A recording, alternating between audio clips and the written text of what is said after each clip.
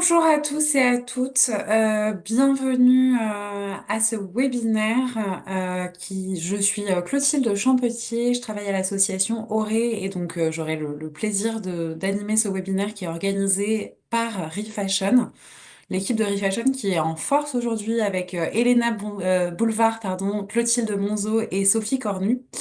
Et donc la thématique de notre webinaire ce matin, c'est les ressources pour l'éco-conception, les ressources pour démarrer une démarche d'éco-conception.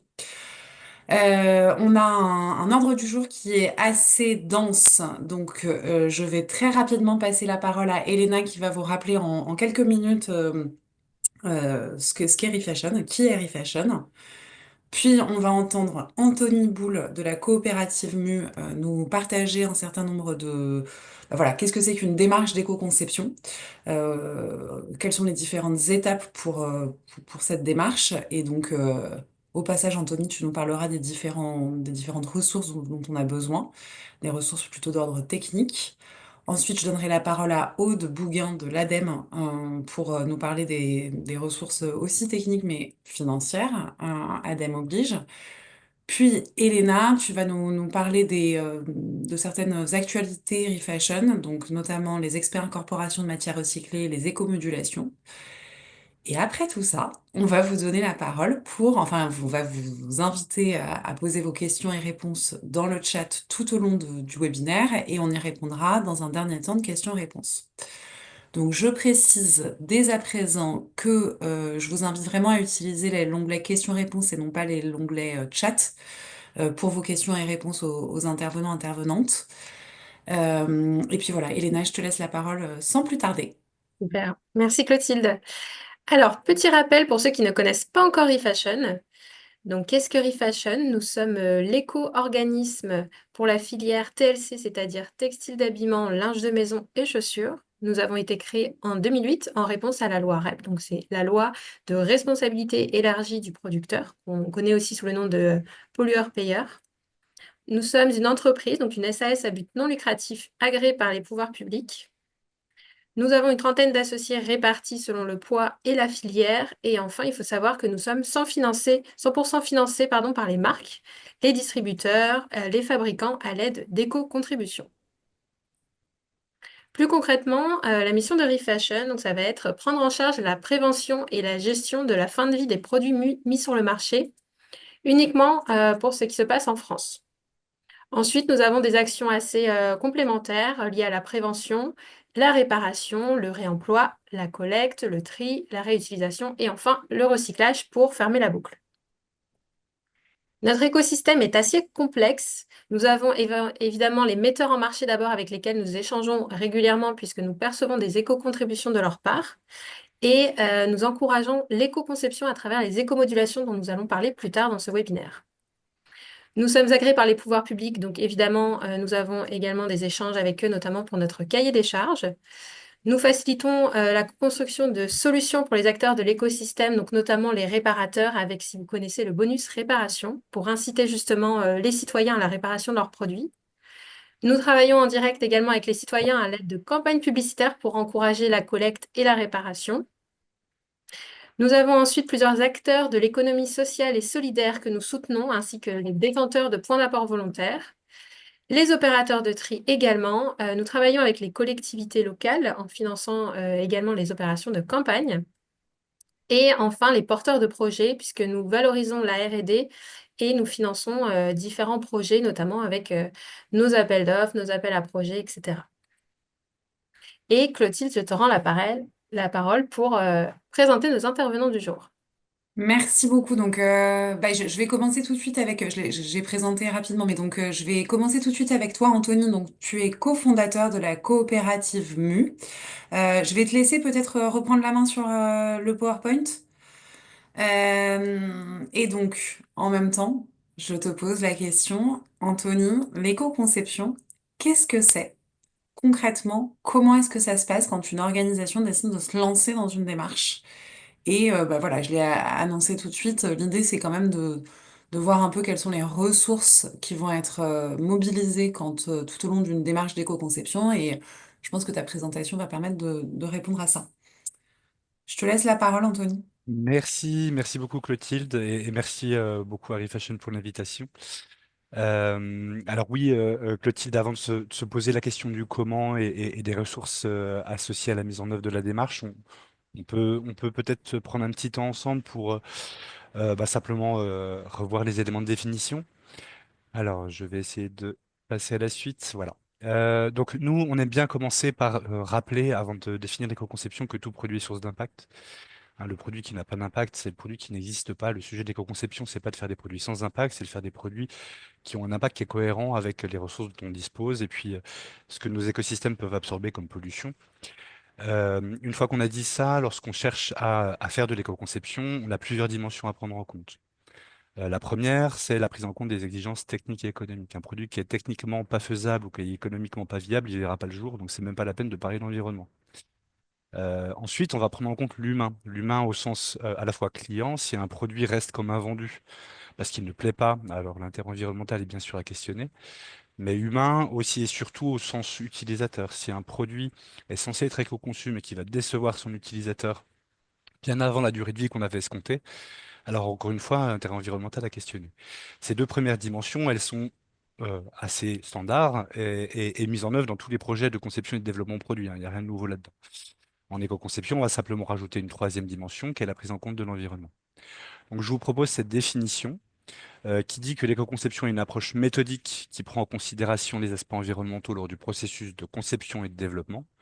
Alors j'aurais envie de dire le plus tôt possible dans le processus de conception et de développement, hein. On aime à rappeler que 80% des impacts d'un produit vont être définis très tôt dans les phases de design et de conception.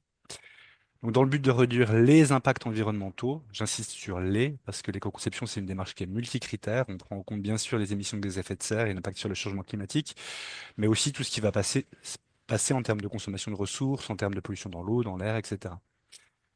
Euh, donc, tout au long du cycle de vie, c'est une démarche en cycle de vie, donc on va considérer tout ce qui se passe depuis l'extraction des matières premières jusqu'à la fin de vie des produits et toutes les parties prenantes qui vont être impliquées à toutes ces étapes-là, d'un système. Alors, on peut parler d'un système produit, on peut parler d'un système de service, on peut parler d'une organisation dans son ensemble. L'éco-conception, c'est une méthode, une approche qu'on va pouvoir appliquer à n'importe quel sujet. Cette définition-là, elle est issue d'une norme, je vais la citer à plusieurs reprises, qui s'appelle NFX 30264. Et j'en profite pour dire que cette norme est en cours de révision en ce moment et qu'elle peut être téléchargée, hein, sur le site de l'AFNOR parce qu'il y a une consultation qui est ouverte jusqu'au 25 décembre. Donc n'hésitez pas à aller télécharger la norme, à la lire et puis éventuellement à apporter vos contributions. Cette norme, elle propose notamment un déroulé très opérationnel et détaillé de ce qu'est la démarche d'éco-conception, avec une petite figuration ici. Donc voilà, c'est très détaillé. Donc pour les besoins de la présentation en 20 minutes, je vais me permettre une petite simplification en 6 étapes. L'éco-conception, voilà, ça peut se résumer de l'analyse du contexte, très en amont, jusqu'à, si tout s'est bien passé, une communication qui va être faite sur l'intérêt environnemental du produit. Je vais sur le temps qui me reste, passer en revue ces différentes étapes et puis essayer de souligner quelques ressources qui peuvent être utiles à chacun d'entre vous si vous voulez vous lancer dans la démarche. Alors bien sûr, ça va pas être exhaustif, on le verra, mais les ressources sont multiples. Je vais juste simplement illustrer mon propos avec quelques exemples. Donc la première étape, c'est l'analyse du contexte. Donc qu'est-ce que ça veut dire l'analyse du contexte? Ben, c'est de comprendre déjà ses propres facteurs internes, quelles sont mes forces, quelles sont mes faiblesses et également des facteurs externes, c'est-à-dire ben, le marché. Voilà, a priori, un Français sur deux est intéressé à consommer mieux et autrement. Voilà, c'est un ordre de grandeur assez général, mais c'est peut-être pas exactement la même chose pour vos propres clients. Regardez ce que fait la concurrence également, en particulier ce que font les leaders du marché, ceux qui ont intégré la démarche d'éco-conception depuis longtemps. Ils en sont où? Qu'est-ce qu'ils ont réussi à développer?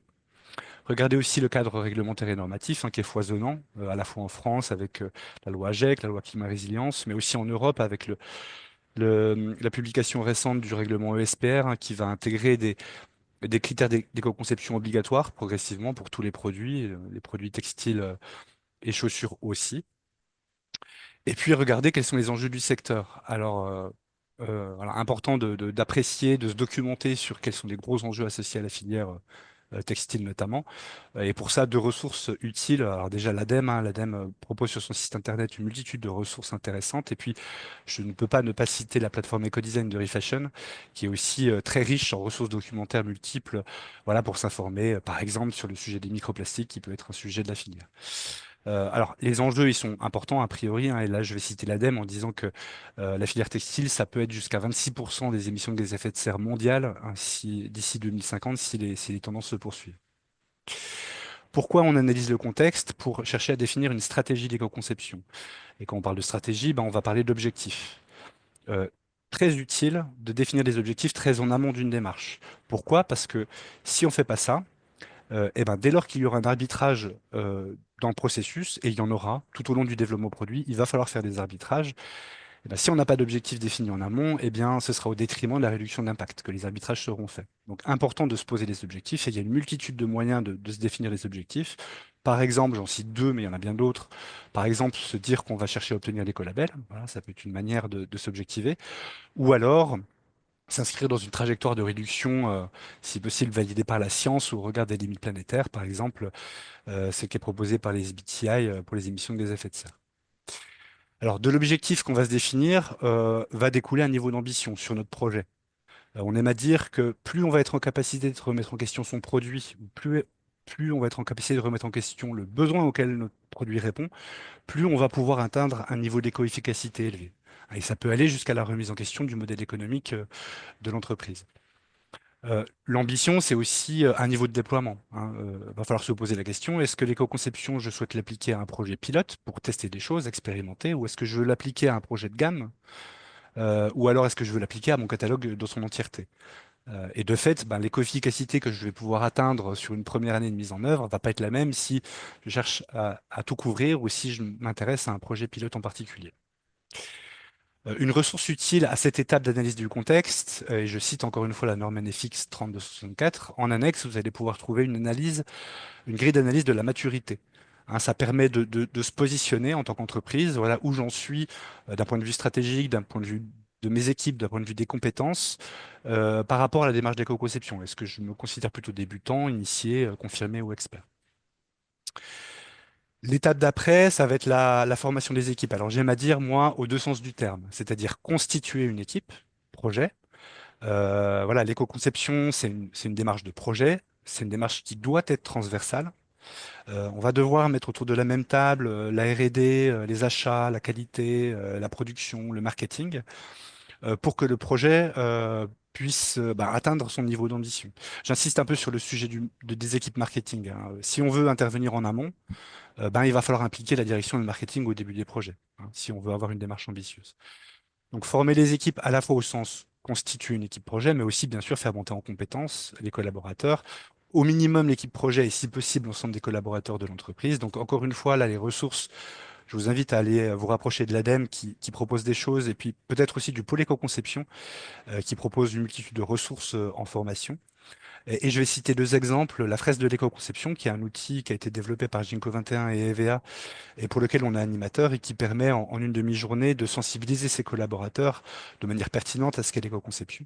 Et puis je voulais parler aussi d'un certificat de compétence qui est en cours de dépôt, qu'on accompagne d'ailleurs, mais qui est déposé par Mekissi et qui permettra demain à n'importe quel individu d'aller se former avec son compte formation pour devenir référent éco-conception de sa structure. Donc ça peut être un sujet intéressant à prendre en compte.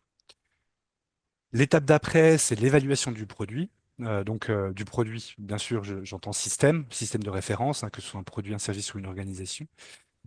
Pourquoi c'est important de passer par une phase d'évaluation? Eh bien, pour se méfier du bon sens écologique. Alors, je ne dis pas que c'est pas important d'avoir un petit peu de bon sens en la matière. Ce que je veux dire, c'est que le bon sens a ses limites. Par exemple, est-ce qu'il vaut mieux utiliser un coton ou un polyester recyclé pour un tote bag réutilisable qui va venir substituer à des sacs plastiques jetables?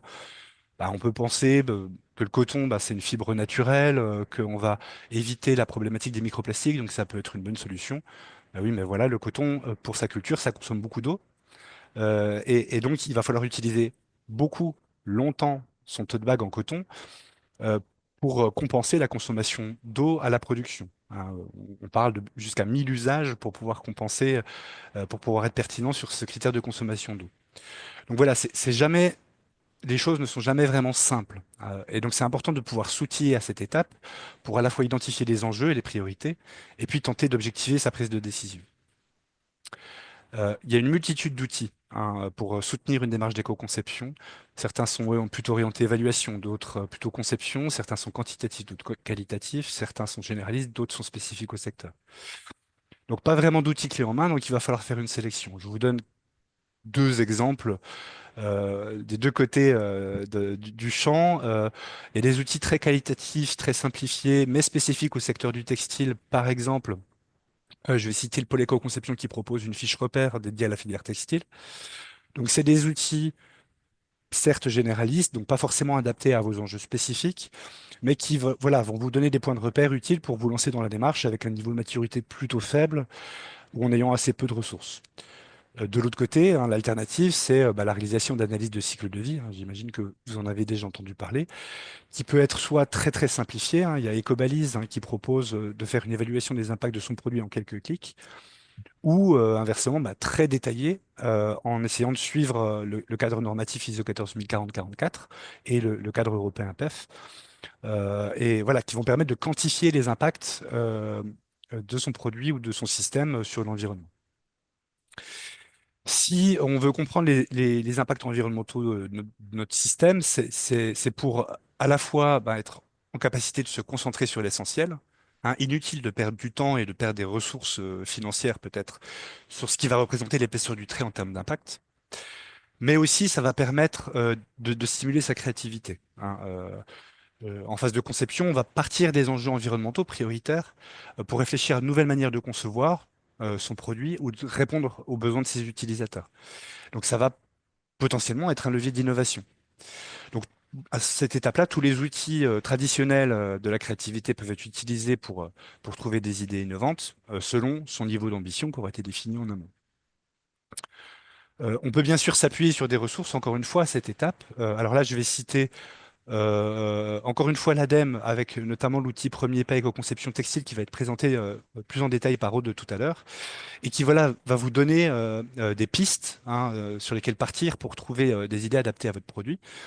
Et puis je vais encore citer Refashion et la plateforme EcoDesign qui va, voilà, il y a plein de sujets, mais par exemple vous donner des billes pour être en capacité d'améliorer, de concevoir votre produit pour améliorer sa recyclabilité en fin de vie, que ce soit des produits textiles ou des chaussures. Alors bien sûr, à cette étape, on va continuer à utiliser des outils d'évaluation environnementale, cette fois pour tester l'intérêt environnemental des solutions qu'on veut mettre en œuvre. Il n'y a jamais de solution clé en main.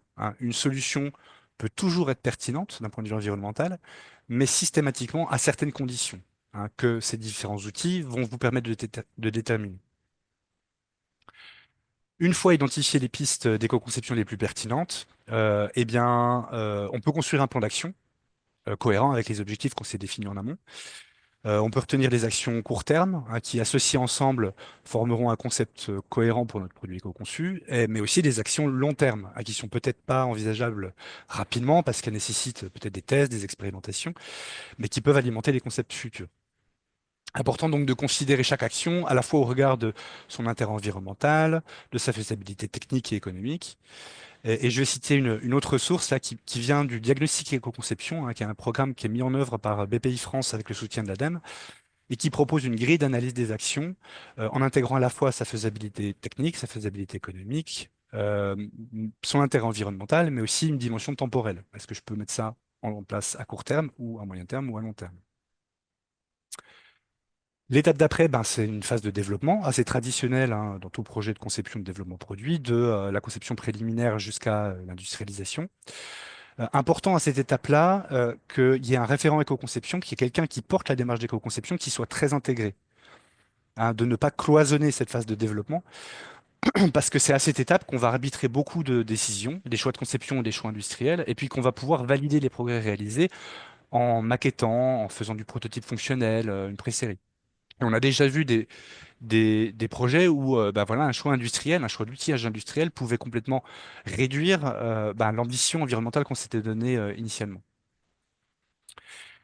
La dernière étape, si tout s'est bien passé, si on atteint les objectifs définis, c'est de communiquer. Donc communiquer, ça fait pleinement partie, de la démarche d'éco-conception pour plusieurs raisons. D'abord pour capitaliser en interne sur ce qui a fonctionné, mais aussi sur ce qui n'a pas marché, pour valoriser les bonnes pratiques en interne, mais aussi en externe, hein, pour que d'autres puissent reprendre ces bonnes pratiques. Et puis, en dernier lieu, ben, pour convaincre les utilisateurs, les clients potentiels, de privilégier les produits éco-conçus. On a plein de ressources, hein, pour bien communiquer correctement, parce qu'il y a bien sûr un objectif de transparence et on doit s'assurer de ne pas induire en erreur le client sur l'intérêt environnemental du produit. Donc il y a le cadre normatif ISO 14000, la série des normes ISO 14020, et puis une multitude de guides qui vous accompagnent dans votre communication environnementale, parce que le sujet n'est pas nécessairement simple. On a globalement quatre types de communication possibles. Soit on va communiquer sur des résultats d'ACV, soit on va communiquer avec un écolabel, soit on va communiquer avec de l'affichage environnemental. Donc il y a un décret qui a été publié et qui est en cours de consultation, je crois, jusqu'à aujourd'hui, pour les retardataires. Et puis on peut aussi communiquer avec une autodéclaration environnementale, que ce soit sur une action simple du type j'ai intégré du recyclé dans mon produit, ou alors des actions plus complexes du type ben, j'ai initié une démarche d'éco-conception globale. Un point important, c'est que, en fait, l'éco-conception est une démarche itérative, donc elle ne s'arrête pas à la fin du projet, hein. On va chercher à itérer sur différents projets. Et globalement, c'est là où on va quitter le stade du projet et on va essayer d'intégrer la démarche à l'échelle de l'organisation. Donc d'ailleurs, la perspective cycle de vie est aujourd'hui inclue, hein, dans les différents systèmes de management environnemental type ISO 14001.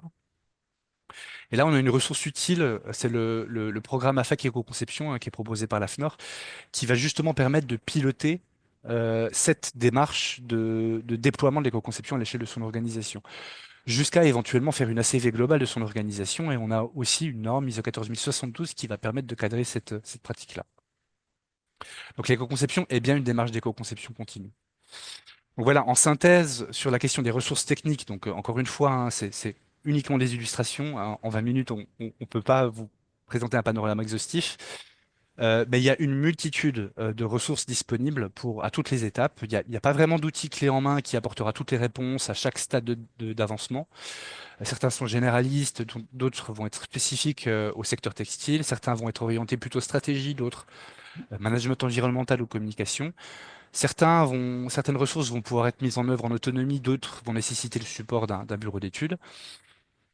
Mais voilà, le panel des ressources disponibles à votre disposition est large et vous pouvez vous lancer dans la démarche, peu importe votre niveau de maturité, peu importe votre taille, les outils sont à votre disposition. Merci Anthony pour cette synthèse et je sais que l'exercice était challengeant en termes de timing pour toi. Effectivement, en synthèse également, moi je retiens à la fois le fait que l'éco-conception ça puisse s'appliquer à tout niveau de projet, que ce soit le produit jusqu'à l'organisation.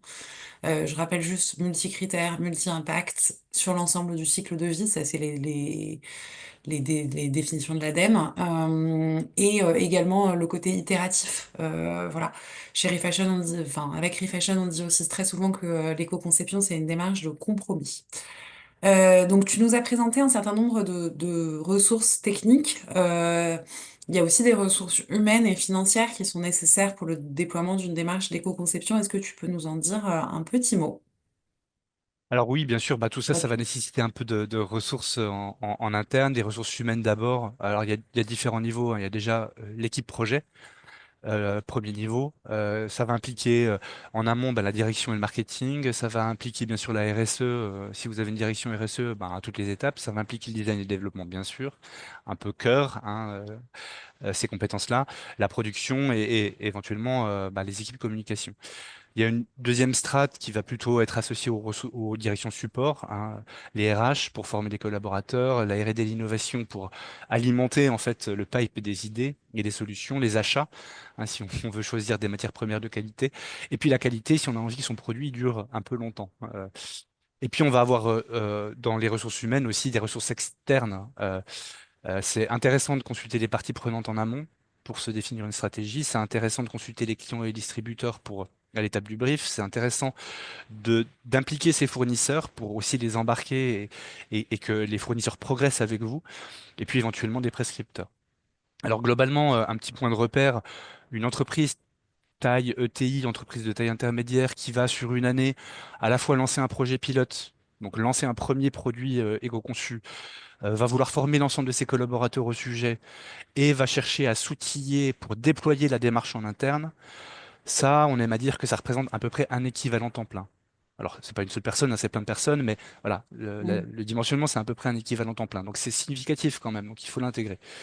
Alors, bien sûr, c'est variable en fonction de la taille de son entreprise et de son niveau d'ambition. Donc, des ressources humaines, donc, et puis aussi des ressources financières. Donc, je vais aller très vite parce que déjà, j'ai plus de temps. Et puis aussi parce que Aude va revenir dessus, notamment avec l'appel à projet Texabi de l'ADEME. Donc, je vais laisser Aude en parler. Mais au-delà de cet appel à projet très pertinent pour votre filière, on a aussi d'autres ressources financières à disposition. Donc, j'ai déjà cité BPI France avec le Diag Éco-Conception, mais il y a d'autres programmes qui vont permettre d'appuyer la démarche d'éco-conception, comme le Diag Design. Hein, nous, chez MU, on insiste sur l'importance du design dans la démarche, donc on utilise beaucoup cet outil-là.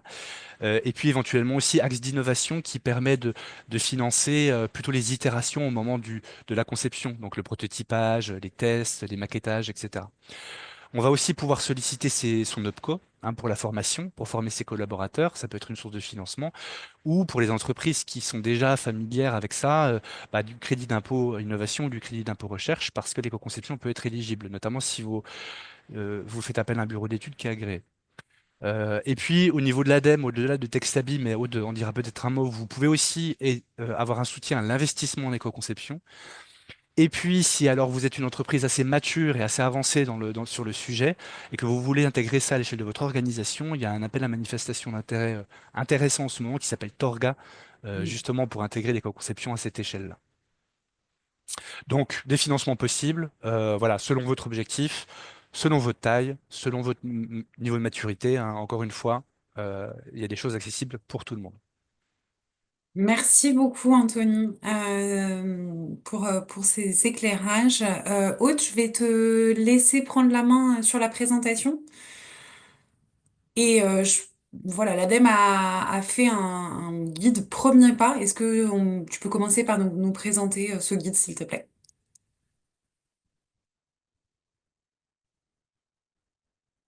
On voit bien ton écran, Aude. Par contre, je ne t'entends pas. Ton micro est coupé, Aude. Voilà. Alors c'est bon? Oui, c'est Pardon. bon. Pardon. Bonjour à tous et merci Clotilde, merci Refashion pour l'invitation. Et Anthony a déjà présenté pas mal de choses, donc c'est super. Euh, donc effectivement, l'ADEME a publié un guide premier pas en éco-conception. C'est un guide qui est, en fait, l'idée, c'est que vous facilitez l'entrée dans la démarche d'éco-conception. C'est-à-dire que ça peut être toujours un peu compliqué quand on se dit qu'il faut faire des évaluations quantitatives. Là, on a travaillé sur des projets qui ont été accompagnés, qui ont déjà fait des analyses de cycle de vie et qui ont déjà capitalisé en fait sur des résultats avec des actions concrètes qu'on peut mettre en œuvre et qui vont diminuer l'impact environnemental des produits de l'habillement. Euh, et donc, tout ce travail-là a été réalisé aussi avec des avis d'experts textiles, en particulier avec l'IFTH. Et donc, nous avons défini en fait des leviers sur les différentes étapes du cycle de vie d'un produit d'habillement. Euh, donc, vous retrouverez en détail ces informations-là dans le guide. Je vais juste vous montrer à titre d'exemple. Ça ne s'arrête pas à ce tableau. Là, par exemple, si on travaille sur l'étape des matières premières, donc on vous propose deux leviers pour agir. Et à chaque fois, on vous propose du coup des alternatives du plus impactant au moins impactant. Donc, je vais prendre l'exemple numéro 2 qui est des alternatives dans le choix des matières. On vous propose par exemple de préférer du coton recyclé au coton bio ou au coton standard si vous êtes parti sur des matières naturelles d'origine végétale. Si vous êtes plutôt parti sur des fibres synthétiques, là, on va avoir voilà, des propositions et toutes sont vraiment dans le sens du moindre impact environnemental. Après, comme le disait Anthony, c'est aussi à vous de faire le travail pour voir la faisabilité technique, la capacité à appliquer cette matière à votre propre cahier des charges. Euh, donc, les premiers pas d'éco-conception textile, ça vous permet de vous lancer directement dans la conception du produit sans vous préoccuper de faire une évaluation quantitative au préalable. On a vraiment aussi d'autres leviers qui ont été identifiés, qui sont ressortis par des projets qui ont été accompagnés, par exemple, dans la recherche et le développement, donc qui ont déjà fait leurs preuves, mais peut-être pas à une énorme échelle. Donc, pour ces pistes-là, donc on vous a listé ça dans 2 pages. Euh, Oups, je sais pas si vous entendez du... Ouais, pardon. Euh, on a listé ça dans 2 pages et ces leviers requièrent par contre une étude d'approfondissement pour vérifier qu'ils sont bien en adéquation avec votre chaîne de valeur, vos procédés, vos intrants, vos besoins spécifiques. Donc juste à titre d'exemple, ils sont plus ou moins détaillés. Donc par exemple sur la réduction de la consommation d'énergie et d'eau, on peut vous dire sur quoi travailler, par exemple sur une technologie de teinture plus efficace, ou travailler sur la réduction de quantité de produits finis de la fabrication, ou parfois voilà, il y a vraiment des technologies spécifiques qui sont nommées. Donc par exemple le délavage laser. Le guide du coup est en libre accès et on vous partagera le lien tout à l'heure. Merci beaucoup, Aude. Donc, dans le secteur textile, il y a aussi un appel à projet qui est assez structurant. C'est Texabi, donc qui a déjà été mentionné par Anthony. Est-ce que tu peux nous le présenter, en quoi ça consiste, Texabi? Oui, tout à fait. Donc, Texabi, il a 2 objectifs principaux. C'est d'une part vous aider à progresser en éco-conception et d'autre part vous préparer à l'affichage environnemental. Donc, il s'adresse à toutes les tailles d'entreprise, quel que soit le niveau de maturité en éco-conception, soit débutant ou expert. Et la particularité de cet appel à projet, c'est de vous aider à y aller en autonomie. Donc, sur la base du guide, justement, de pouvoir voilà, vous lancer. Et si vous voulez approfondir certains points, et notamment réaliser des analyses de cycle de vie, là, on vous demande d'être accompagné par un bureau d'études d'éco-conception. Alors, comment ça se passe? Donc, Texabi, c'est un appel à projet d'éco-conception textile. C'est vraiment dédié au secteur du textile, de l'habillement. L'idée ici, c'est de vous accompagner sur un projet pilote, donc vraiment à l'échelle produit, à la différence du plan de prévention et d'éco-conception qui sera plus à l'échelle de l'organisation. Donc là, vous choisissez des produits qui rentrent dans le cadre de l'affichage environnemental ou un sous-produit, un procédé de fabrication du fil, du textile, qui rentre du coup dans la production de l'article d'habillement. Donc, c'est un appel à projet qui s'adresse en fait à tout l'ensemble du secteur du textile d'habillement. L'idée, c'est vraiment de pouvoir réduire dans la masse les impacts environnementaux de ce secteur. On s'adresse à la fois aux metteurs en marché et aux fournisseurs. Vous pouvez aussi candidater du coup en partenariat, euh, metteurs en marché, fournisseurs.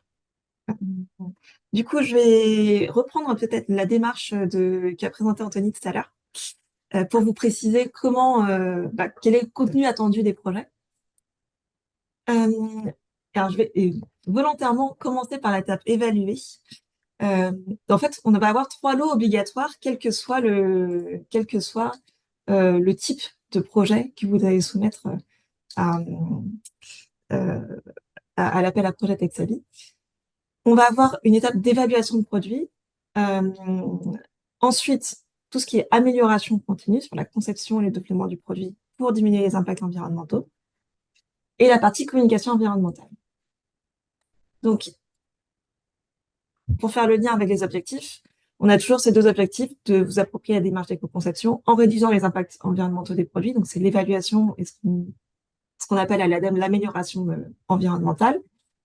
Et la partie communication environnementale, elle va surtout porter donc à la fois sur les REX internes à l'entreprise, mais aussi sur la préparation à l'affichage environnemental, à l'appropriation de la méthodologie de calcul, de savoir voilà qu'est-ce qui va être communiqué à l'externe. Et du coup, ce qu'on vous propose là, c'est d'avoir 3 types de projets selon votre niveau de maturité en éco-conception et selon votre avancement dans l'étape de développement et jusqu'à, en fait, presque jusqu'à la mise en marché. L'axe 1, il s'appelle Premier pas en éco-conception et il s'adresse aux petites et moyennes entreprises. Alors, c'est pas anodin ce titre-là. L'idée, c'est de vous appuyer sur le guide des premiers pas d'éco-conception et en se disant, on va un peu laisser de côté l'étape d'évaluation vous pouvez vous lancer directement sur la conception de produits en choisissant des leviers qui sont préidentifiés dans le guide.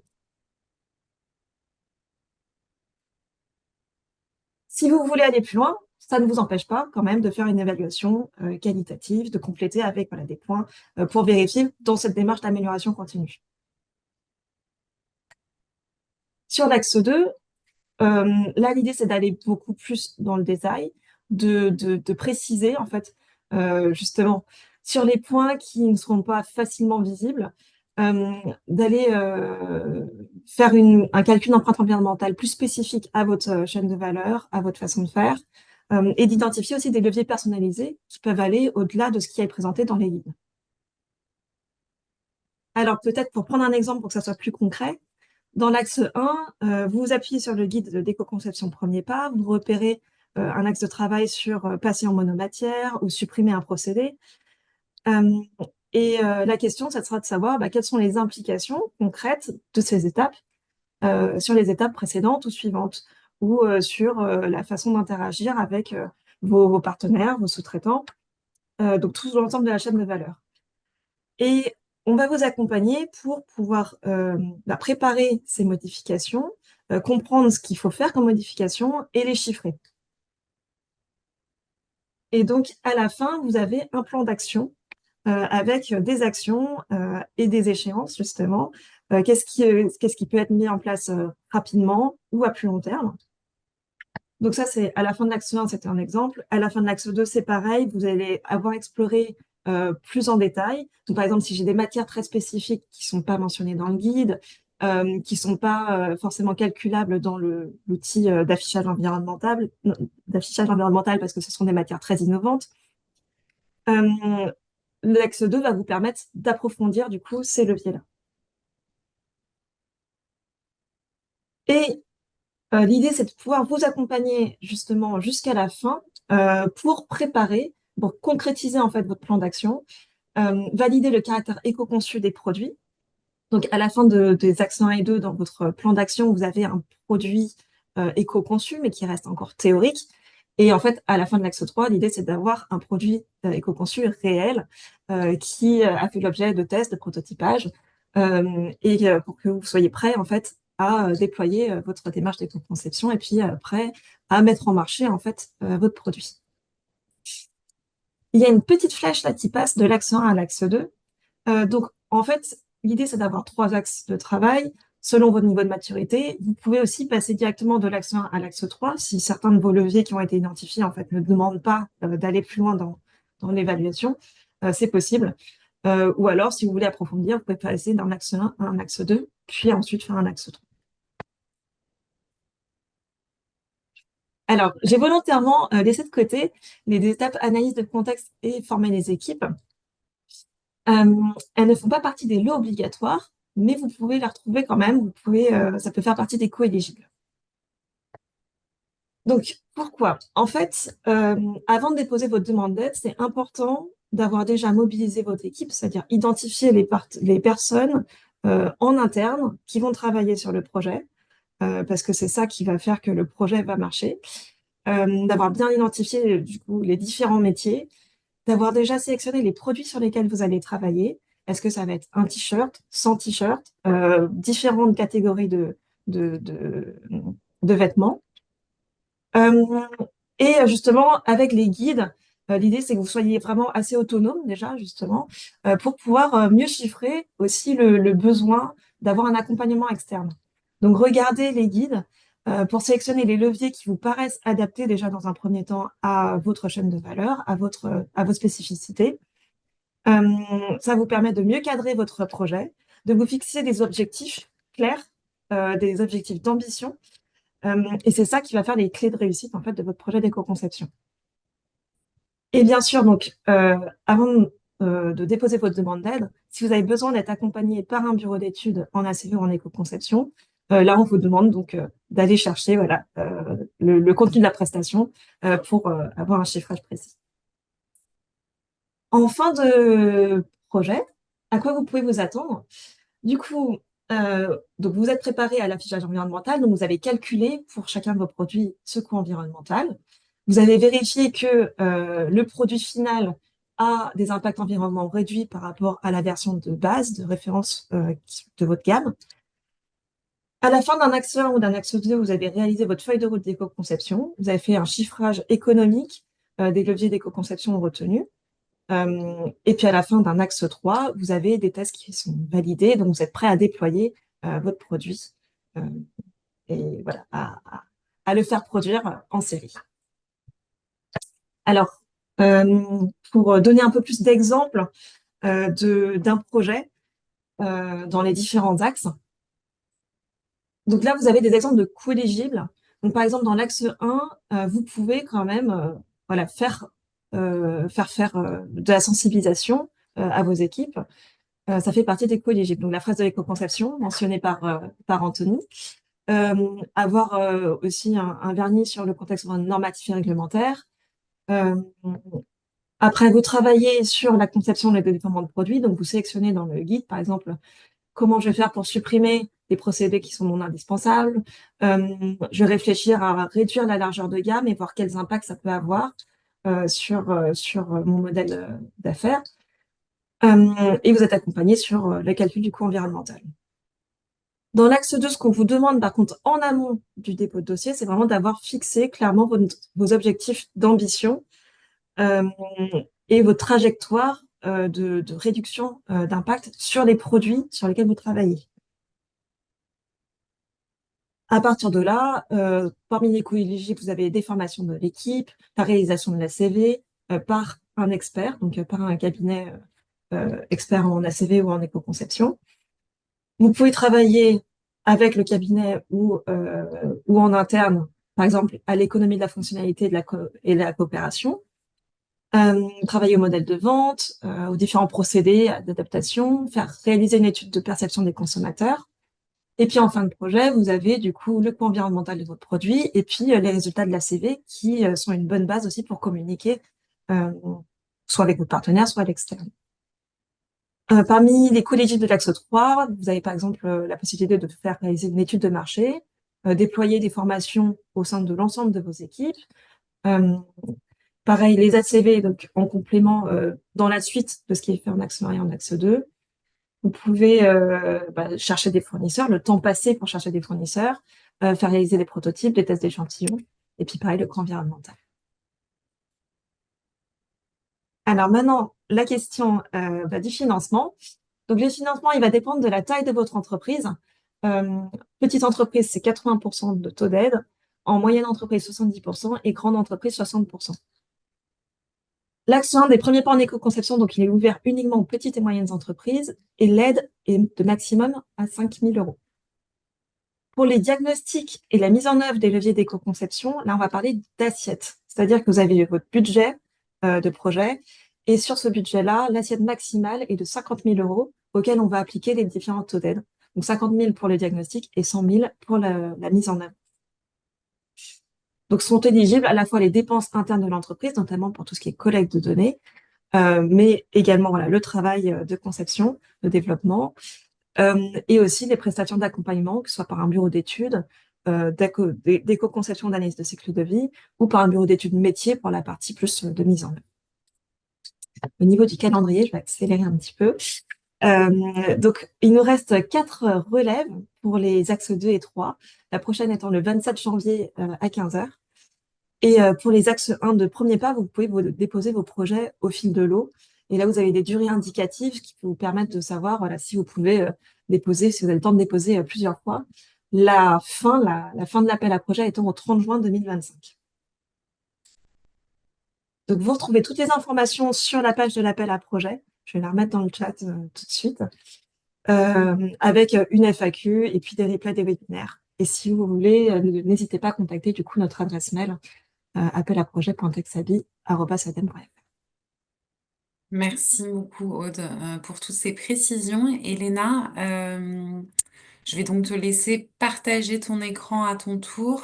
Voilà, tu as comme défi de nous parler en 5 minutes des expérimentations, incorporation de matières recyclées et des éco-modulations.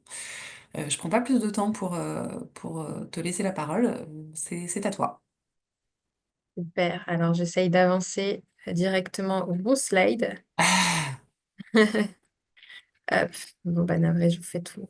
Attendez, je vais essayer non, de... alors du coup, je vais juste donner des précisions le temps que tu règles tes slides. Bah, voilà, on a vu qu'il y avait quelques questions-réponses qui arrivaient dans le chat.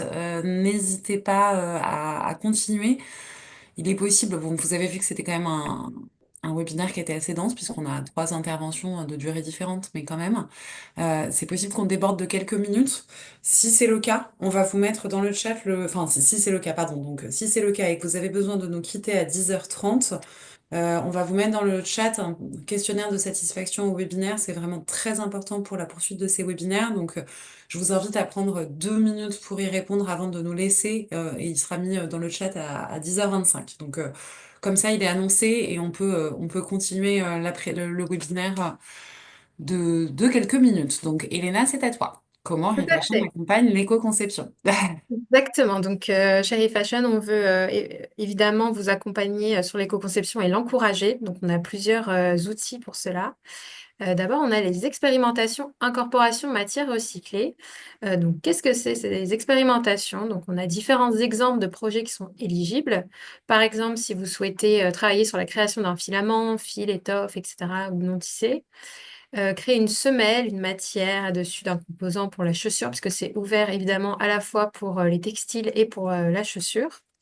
Ça peut être la fabrication de produits finis qui incorporent cette matière première recyclée, la substitution d'une matière vierge, la recherche d'une nouvelle chaîne de valeur. Et donc, tous ces projets-là sont financés par eFashion jusqu'à 100%, à une limite de 150 000 euros pour la valeur totale des dépenses. Et il faut savoir que cet appel à manifestation d'intérêt a déjà commencé et c'est ouvert jusqu'au 28 février 2025.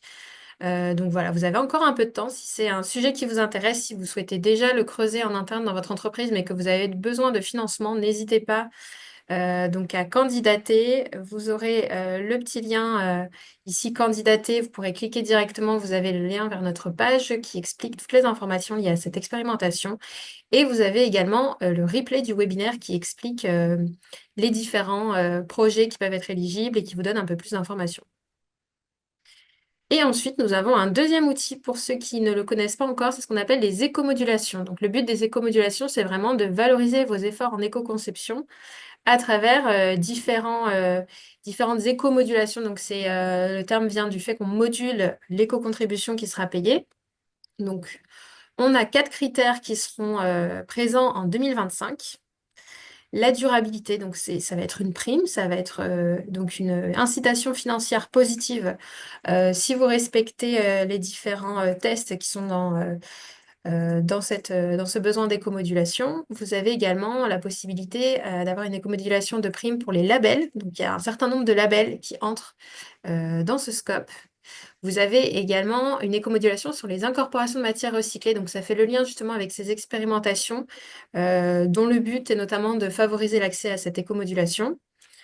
Et enfin, la petite nouveauté de 2025, donc là, cette fois, c'est une pénalité, c'est lié à la recyclabilité des produits et donc certains critères vont apporter une pénalité financière. Et donc, si dans vos efforts d'éco-conception, justement, vous faites en sorte de travailler la recyclabilité de vos produits et que vous évitez ces éléments-là que vous verrez en détail sur la page, ça vous évitera de payer une pénalité. Donc, que ce soit des primes ou des pénalités, le but, c'est vraiment de vous encourager à éco-concevoir vos produits.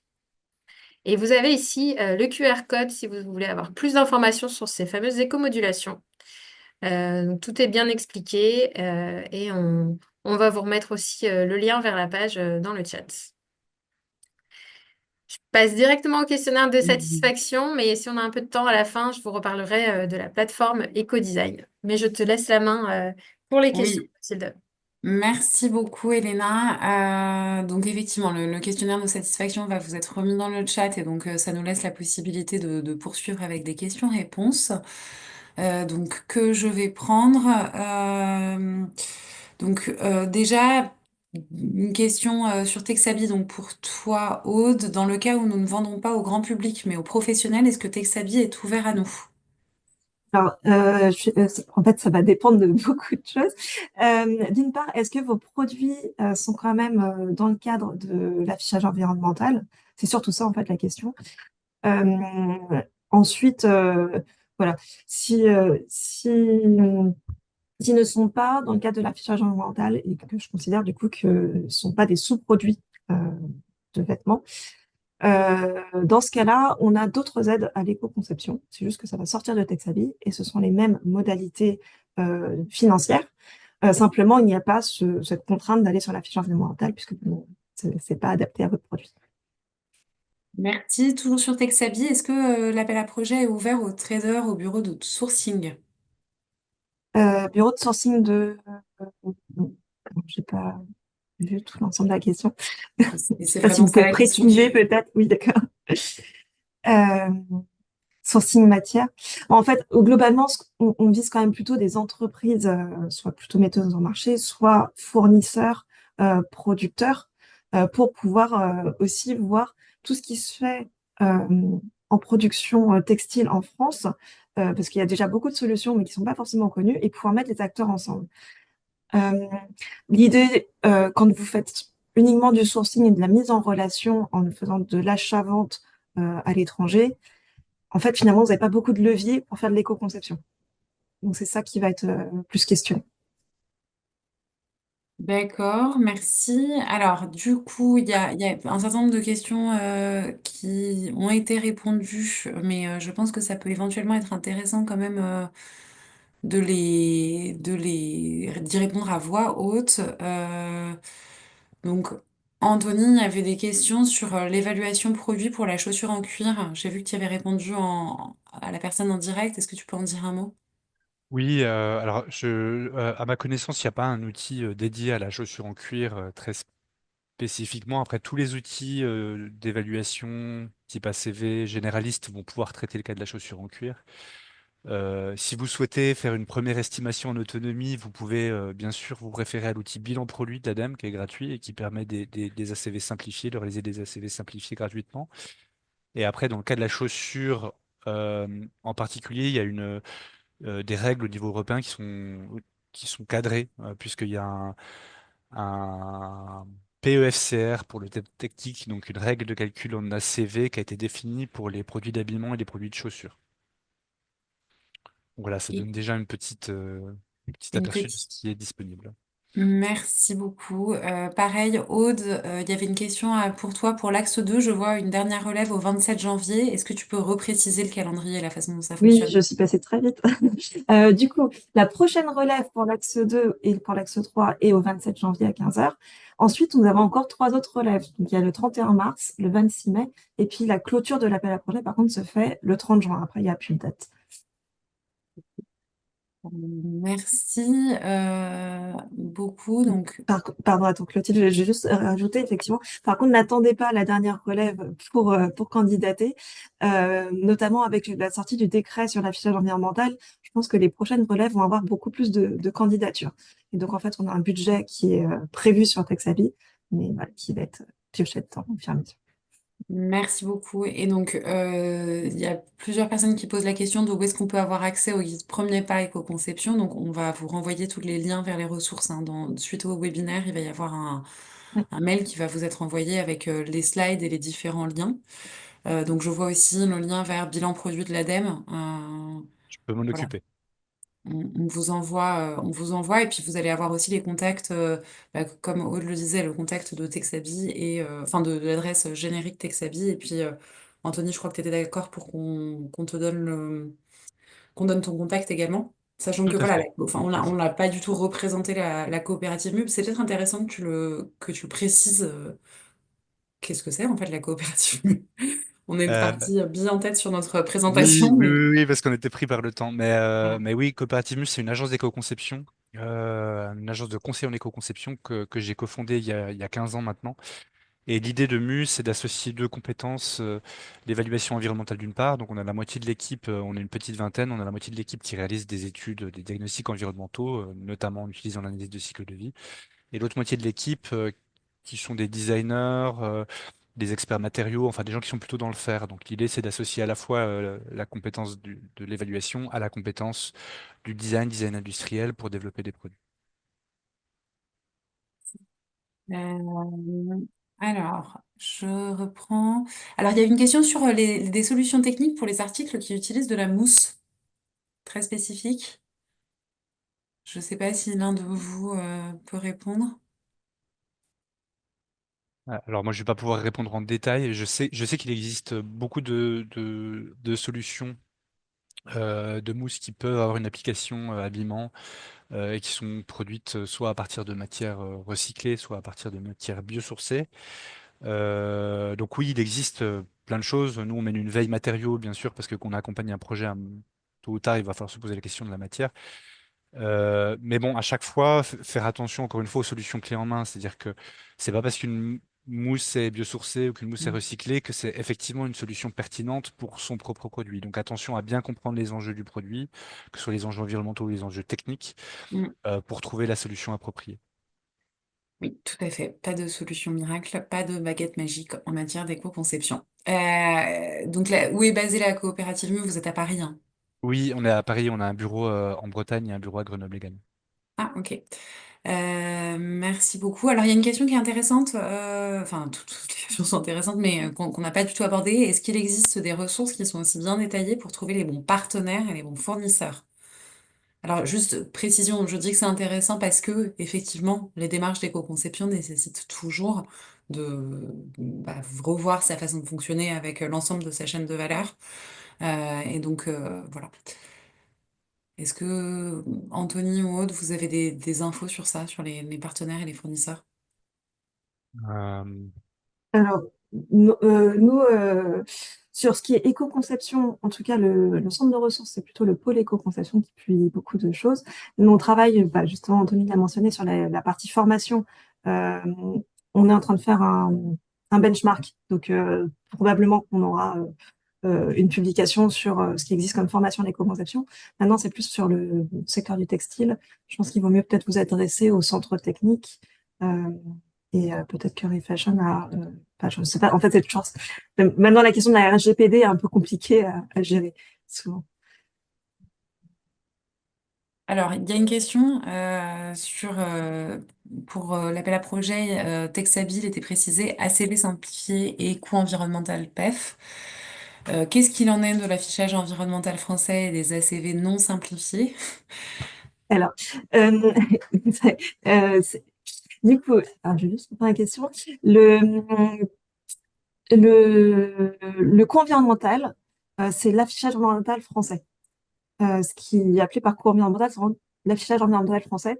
Donc, ensuite, donc il y a un petit mélange en fait dans la question. Globalement, dans l'appel à projet Texabi, on vous recommande une méthodologie à suivre. Euh, et vous pouvez bien sûr aller au-delà si vous le souhaitez. Vous pouvez explorer plus de points. Ce qui est important, par contre, c'est de vous préparer à l'affichage environnemental français. Ok. Merci beaucoup. Il est 10h30 et on a répondu à presque toutes les questions, que ce soit dans le chat, enfin en direct par écrit ou à l'oral. Je vous propose qu'on s'arrête là. Merci beaucoup à Anthony et merci à Aude pour d'avoir relevé le défi de la contrainte de temps. Je pense que vous repartez avec pas mal de ressources concrètes et variées pour commencer vos démarches. Et bah, très bonne fête de fin d'année à tous et à toutes et bonne journée. Bonne journée, Merci, merci petit beaucoup. départ. Bonne journée à tous. Bonne journée.